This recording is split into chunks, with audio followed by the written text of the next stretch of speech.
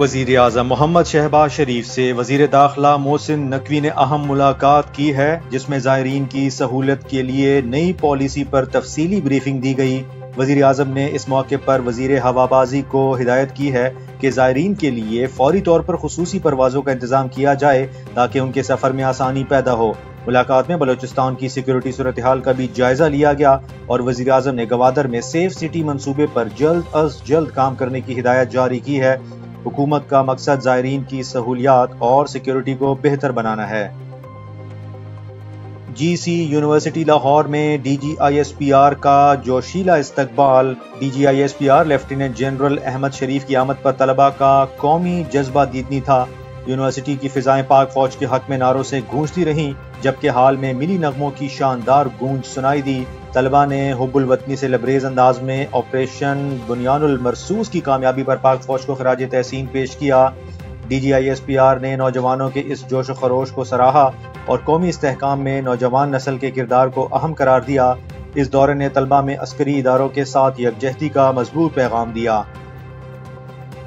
Field marshal Syed Asim Munir نے اسلام آباد میں regional chief of defence staff conference سے خطاب کرتے ہوئے کہا ہے کہ علاقائی امن و استحکام کے لیے مشترکہ تعاون ناگزیر ہو چکا ہے۔ انہوں نے کہا کہ سرحدوں سے ماورا خطرات اور ہائبرڈ چیلنجز کے موجودہ دور میں تصوراتی مکالمے اور باہمی اعتماد کی اہمیت مزید بڑھ گئی ہے۔ اس کانفرنس میں امریکہ، قازقستان، کرغزستان، تاجکستان اور ازبکستان کی اعلیٰ عسکری قیادت نے شرکت کی۔ کانفرنس کے شرکاء نے امن، خود مختاری، مشترکہ سیکیورٹی چیلنجز اور دہشت گردی جیسے مسائل سے نمٹنے کے عزم کا اظہار کیا۔ پاک فوج کے مطابق یہ تاریخی رابطے خطے میں سیکیورٹی تعاون اور دفاعی سفارتکاری کو فروغ دینے کی جانب ایک اہم قدم ہے۔ امریکہ کے شہر ڈینور میں بوئنگ 737 طیارے میں آگ کے خدشے کے باعث ایمرجنسی انخلا کیا گیا۔ ایوییشن حکام کے مطابق طیارے کے لینڈ گیئر میں ممکنہ خرابی اور دھواں اٹھنے کے بعد 173 مسافروں اور عملے کو سلائیڈز کے ذریعے طیارے سے باہر نکالا گیا۔ واقعے میں کسی قسم کا جانی نقصان نہیں ہوا۔ فائر ڈپارٹمنٹ نے موقع پر پہنچ کر فوری طور پر آگ پر قابو پا لیا۔ حادثہ پرواز سے پہلے پیش آیا۔ چکوال میں موٹر وے پر ڈھوک سیال کے قریب خوفناک حادثے میں مسافر بس کھائی میں جا گری، جس کے نتیجے میں 8 افراد جاں بحق اور 18 زخمی ہو گئے۔ ریسکیو حکام نے بتایا کہ بس اسلام آباد سے لاہور جا رہی تھی اور ڈرائیور کی غفلت کے باعث حادثے کا شکار ہوئی۔